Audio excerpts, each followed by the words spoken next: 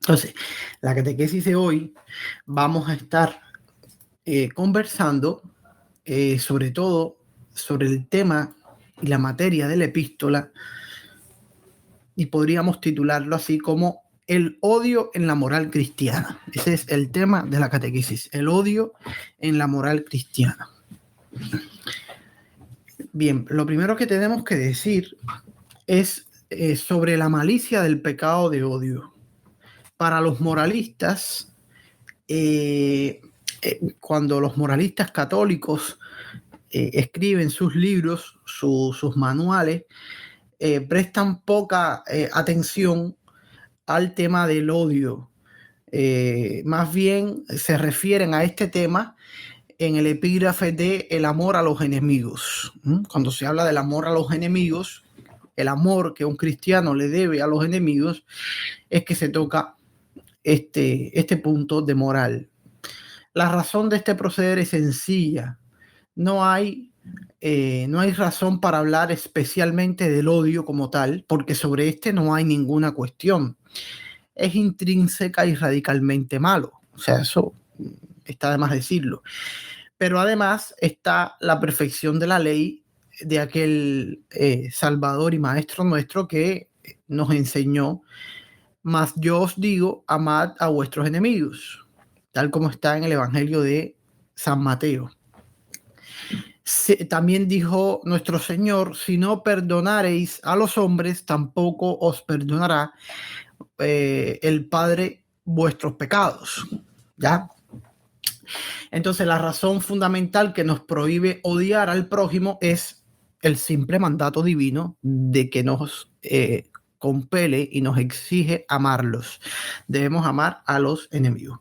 Ahora, vamos a ver dos cuestiones morales. La primera es que esta prohibición de odiar al hombre engendra diversos problemas morales, ¿ya? Inciso A: es cosa sencilla condenar al que odia a los buenos, bien sea porque les repugna la virtud de estos, bien porque le mueve la envidia. O sea, es muy sencillo condenar al que odia a los buenos. Si nos encontramos con una persona que odia a un sacerdote bueno, que odia a una monja buena, o si nos encontramos una persona que odia a un padre de familia bueno, a una mujer santa, virtuosa, es muy fácil repugnarse con ese odio, porque evidentemente el que odia a lo bueno es porque es malo, ¿ya? Este es un odio totalmente inadmisible, incluso entre la gente pagana. Los paganos que tienen buena voluntad no suelen odiar a los que hacen el bien.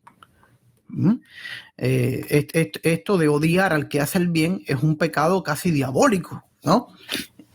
Bien, pero cuando el prójimo se convierte injustamente en enemigo nuestro, ¿podríamos odiarle? Es ahí el kit de la cuestión que el cristianismo plantea. La cuestión se encona en este supuesto. ¿Cuál debe ser entonces nuestra conducta para con el que hace el mal? No ya para el que con el que hace el bien, que es evidente que no lo podemos odiar. No, la pregunta es, bueno, ¿y al que hace el mal? Al que hace el mal, ¿podemos odiarle? ¿Cuál es nuestra conducta? Bien, responde la Iglesia de la siguiente manera. Incluso en ese caso, en el caso de un enemigo nuestro, debemos distinguir el prójimo y el enemigo. O sea, esa persona que es nuestra enemiga, que quiere nuestro mal, que nos quiere perjudicar de una u otra manera, más grave, más levemente, tenemos que distinguir en ella esa persona como prójimo y esa persona como nuestro enemigo. O sea, tenemos que distinguir el hombre de su pecado para conmigo, de su pecado en contra de mí. Tenemos que distinguir el hombre y sus cualidades defectuosas. Esa distinción hay que hacerla como cristianos. ¿Por qué? Porque hay que separar con claridad la obra de Dios, por un lado, que es el hombre redimido y destinado al cielo, pagado a precio de muerte por Cristo en la cruz, y la obra del hombre, que es su pecado de malicia, de enemistad, de querer perjudicarme a mí, que por eso es mi enemigo. Entonces hay que separar la obra de Dios, por un lado, ese prójimo en tanto hijo de Dios, destinado al cielo, como lo estoy también yo, y la obra de la libertad mal ejercida de ese sujeto que ha decidido perjudicarme, molestarme, aborrecerme, etc. La naturaleza humana es siempre buena porque es creación divina y no puede ser odiada. Yo no puedo odiar la naturaleza humana de nadie porque esa naturaleza humana es de creación divina. El pecado, sin embargo, no es creación divina y por lo tanto sí se puede odiar. Por eso aquella frase famosa de que odiamos el pecado, pero amamos el pecador, en tanto que es hijo de Dios. No en tanto que es pecador, sino en tanto que es hijo de Dios. Odiamos el pecado del pecador y le exhortamos a que se corrija, le exhortamos en la medida que podamos exhortárselo, porque hay pecadores obstinados que no quieren ni recibir consejo, pero en la medida que un pecador se deje todavía aconsejar, uno odia su pecado y le exhorta a que lo abandone, pero a él como un hijo de Dios no se le puede odiar. Se aborrece, por tanto, el pecado del enemigo, pero no la persona del pecador, cuyo arrepentimiento desea Dios y nosotros, que somos buenos hijos de Dios, deberíamos también desear. Nunca debemos desear que un enemigo nuestro muera impenitente como para decir, ojalá se vaya al infierno. No, eso no podemos hacerlo. Por muy enemigo nuestro que sea, tenemos que desear siempre que, aunque sea en el último momento, Dios les regale la gracia de la conversión para que se pueda salvar y se pueda convertir. Segundo punto importante. Grave fue el que la oveja dejara el rebaño y huyera. Gravísimo fue el delito de los que injuriaban a Cristo en la cruz, como nos cuenta el evangelista San Mateo. Pero el Señor, nuestro Señor, el divino Maestro, odió los males que pudieran acaecerle a la oveja por los bosques. Odió el pecado de la blasfemia, pero amando todavía a la ovejita, corrió a buscarla y compadecido de los que la injuriaban, rezó por ellos al Padre. Nuestro Señor, que es modelo nuestro, practicó esto en un grado heroico y sumo y completo.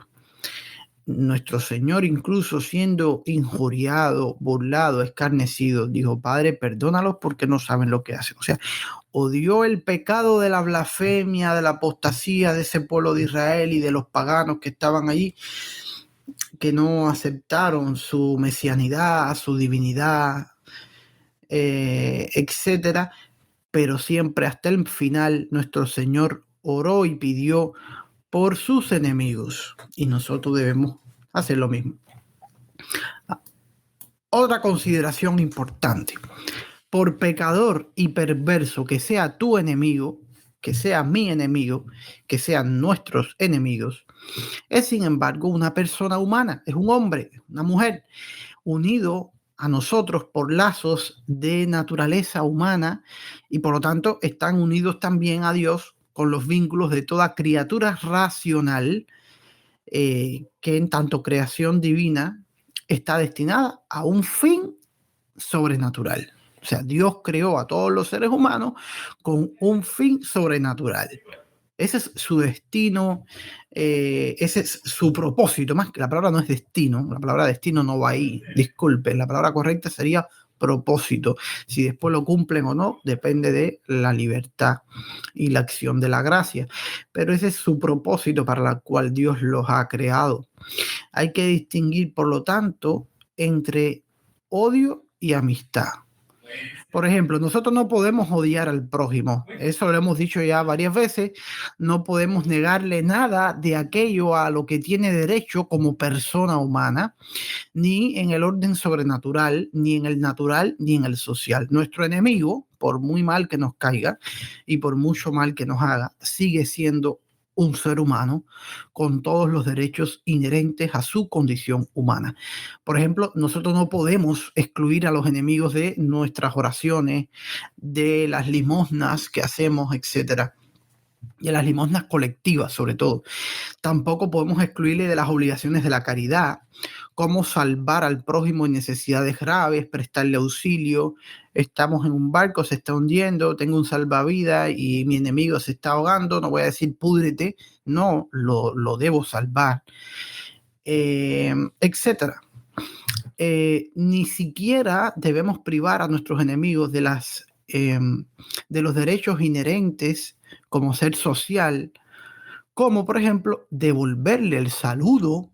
Si nuestro enemigo, sea por hipocresía o por lo que sea, nos saludara, hola, buenos días, ¿cómo está? Nosotros debemos responderle el saludo. Por supuesto, nosotros sin hipocresía, que la hipocresía se la deje él, nosotros le respondemos con caridad cristiana, molestos evidentemente, pero sin manifestarlo hacia el exterior. Y cuando digo molestos evidentemente es porque generalmente si tenemos un enemigo no nos gusta mucho interactuar con él, pero tiene derecho a que se le responda su saludo. Un cristiano no niega el saludo a nadie que le dirija los buenos días, etcétera. A no ser, siempre hay que poner condiciones, a no ser que nuestra condición de superior, porque seamos superior de un monasterio, director de una escuela, de un centro de trabajo, o tengamos sobre nosotros subordinados a los que corregir y conducir de cierta manera, o las circunstancias especiales lo aconsejen, a no ser que antes de devolverle el saludo debamos corregirle buscando el bien del enemigo. O sea, evidentemente, si yo soy el director de una escuela y tengo en el claustro de profesores a un docente que se ha dedicado a calumniar no ya a mi persona, sino a la institución, la escuela, y por el pasillo pasar y me dijera, hola, señor David, ¿cómo anda? Como si nada, yo puedo, si bien no negarle el saludo, sí reprimirlo, porque yo tengo una obligación, no ya personal, sino institucional, de defender la institución que yo represento.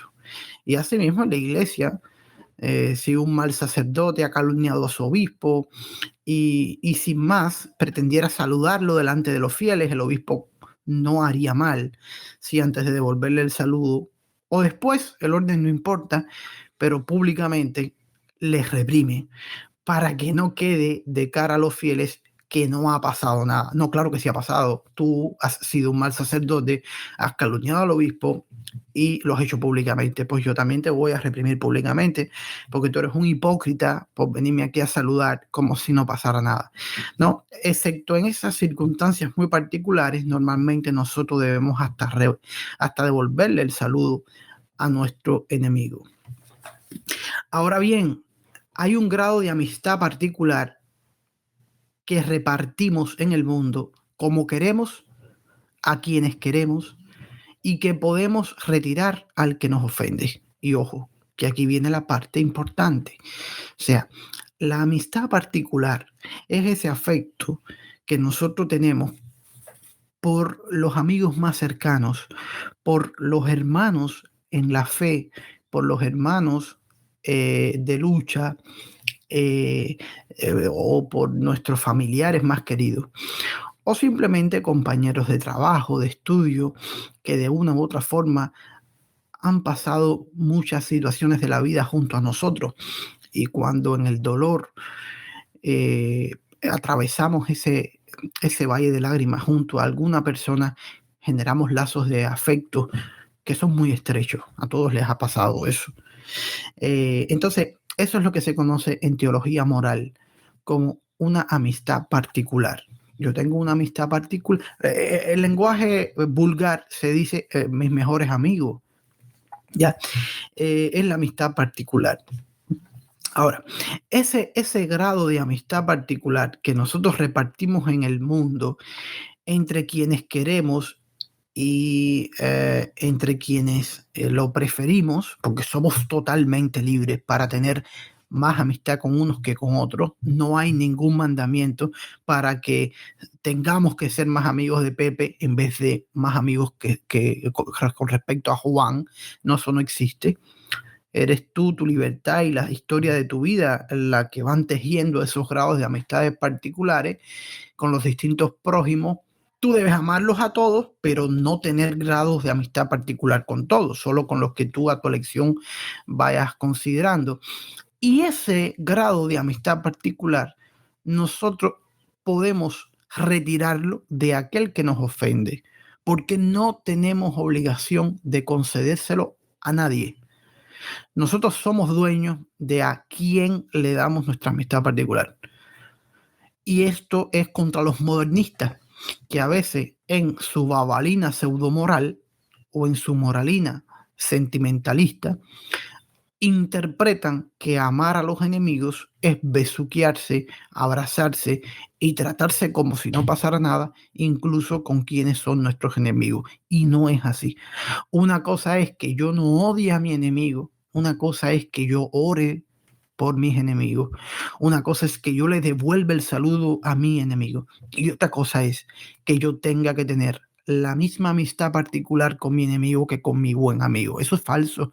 Nadie está obligado a tener un grado de afecto y de amistad particular con quien le hace daño. Nadie está obligado y Cristo tampoco te obliga, ¿no?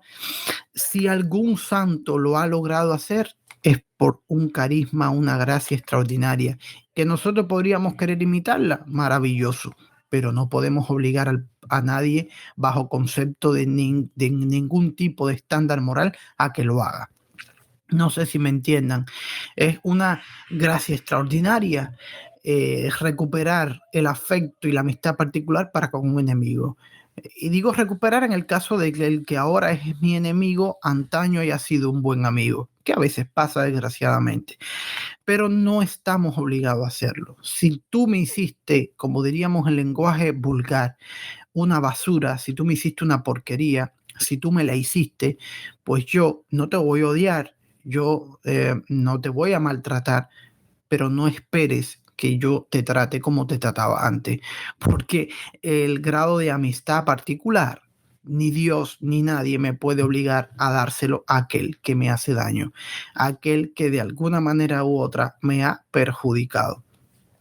Por lo tanto, nosotros tenemos que estar claros en este sentido, de cara a esas exigencias pseudomorales y pseudocristianas de cierta tendencia sentimentaloide, babolicona de los modernistas, donde en su hipersensibilidad, en su desprovisión de conceptos claros y nítidos, interpretan, subvirtiéndolo todo como siempre, este mandato divino de amar a los enemigos como un darle un beso al que te hace daño. No, no, no, no, no es así. No es así. El que te hace daño, tú tienes todo el derecho del mundo de apartarlo de tu trato cotidiano y reducirle al mínimo, a lo mínimamente formal y educado tu trato. Buenos días, buenos días. ¿Cómo estás? Muy bien. ¿Y usted? Etcétera. Y ahí lo dejamos. No te odio, rezo por ti, te conviertas, etcétera, pero yo no tengo por qué tomar café contigo, no tengo por qué invitarte al cumpleaños de mis hijas, no tengo por qué ir a la boda de tu hijo, qué sé yo. O sea, hay compromisos que se engendran de un grado de amistad particular que si tú eres mi enemigo, evidentemente tú y yo no tenemos. Y pues tú haz tu vida que yo haré la mía. Y así de sencillo.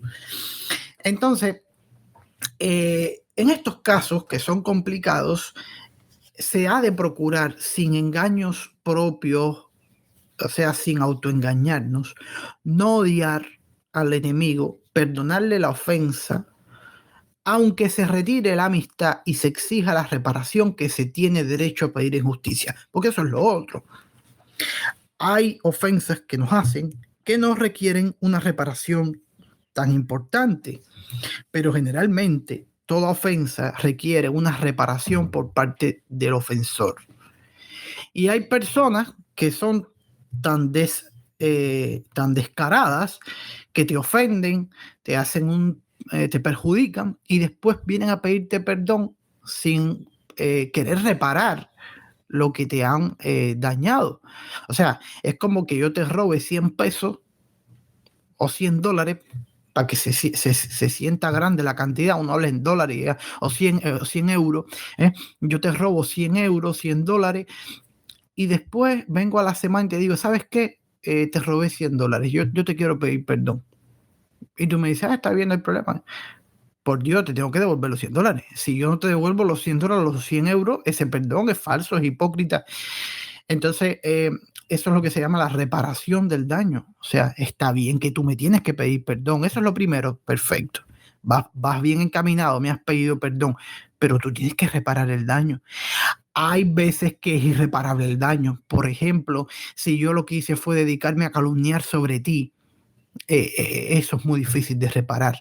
Lo más que puedo hacer es después hacer una declaración pública donde yo confieso que yo no dije la verdad sobre ti y que lo que hice fue calumniar, pero ya es tarde. Ya habrá mucha gente que se quedó con el chisme que yo enredé sobre ti y ya no va a escuchar mi retractación. Pero bueno, por lo menos cumplo de alguna manera para con la justicia y para contigo.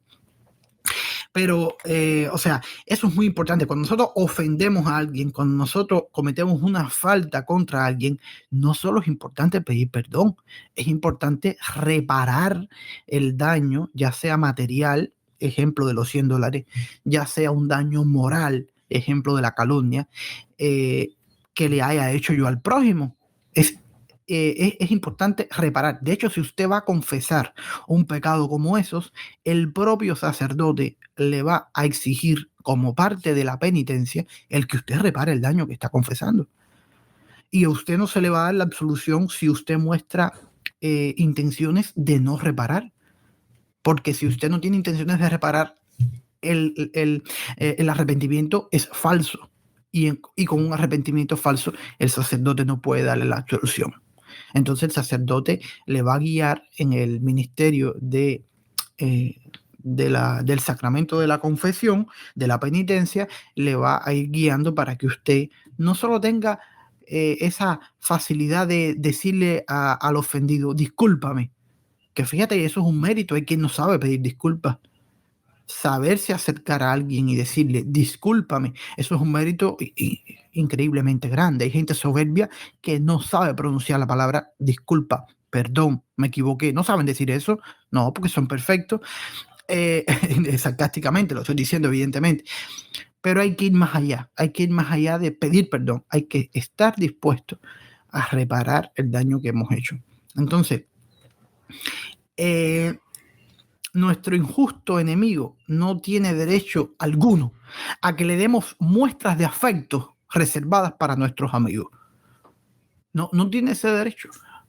O sea, el que me hace daño, el que me ofende, el que me perjudica, no tiene derecho a mi afecto.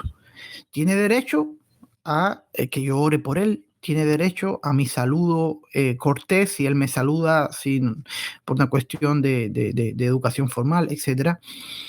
Tiene derecho a que si él está en una situación grave y yo puedo ayudarle, pues yo tenderle la mano. Tiene derecho a todo eso. Pero eso es una cosa y otra cosa es que le tenga que dar el afecto que yo le doy a mis buenos amigos, a mis más cercanas amistades, vamos a decirlo así. Entonces, para concluir, obligación y consejo.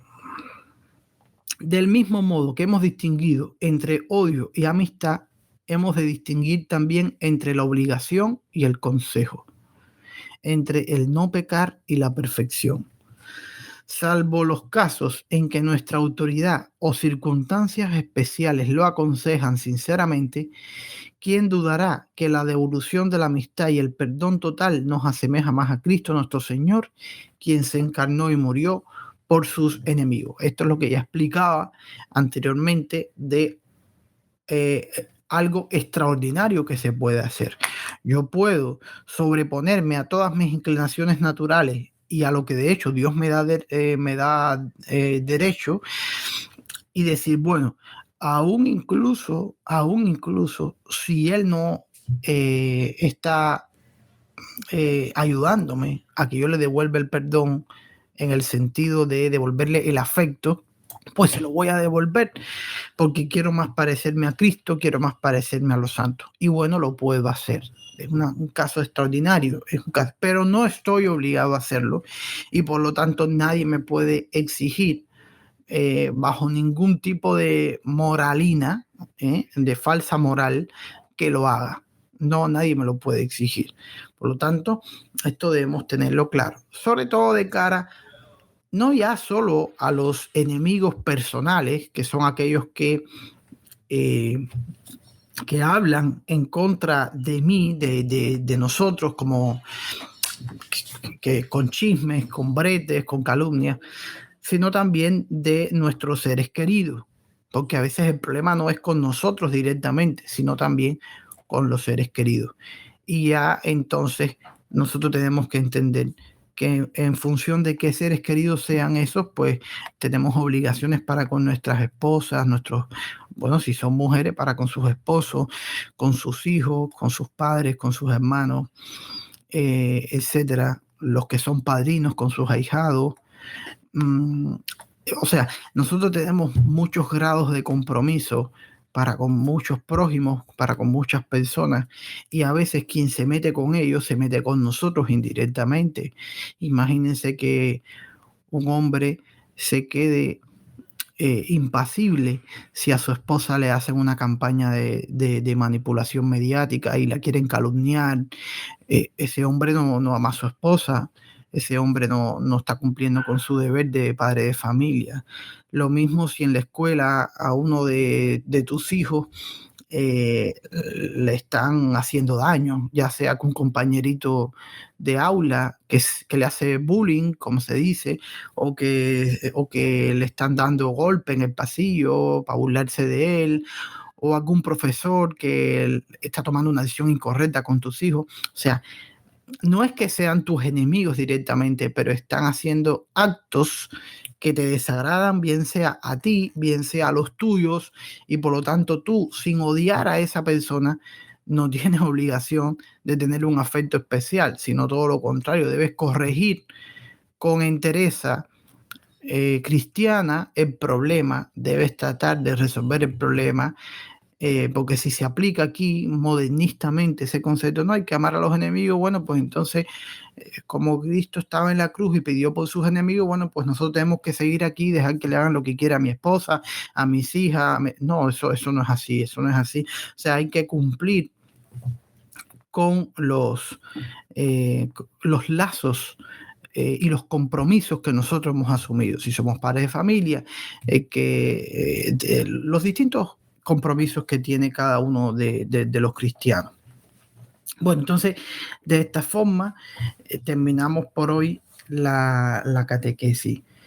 Esperemos que Dios nos dé la posibilidad de amar mucho, incluso aquellos que nos ofenden y se enemistan con nosotros, pero que entendamos que ese amor que le debemos tener es un amor que se evidencia en no guardarle rencor, en orar por su conversión y en no negarle las cosas a las que tiene derecho como persona humana, criatura racional de Dios, destinado a un fin sobrenatural, al igual que yo. Recemos para que todas las personas que de alguna u otra forma estén enemistadas con nosotros se reconcilien con nosotros previo arrepentimiento verdadero y auténtico, para que reine el amor y la paz en nuestra vida y en nuestra familia. Que Dios los bendiga mucho y que la Virgen Santísima les acompañe.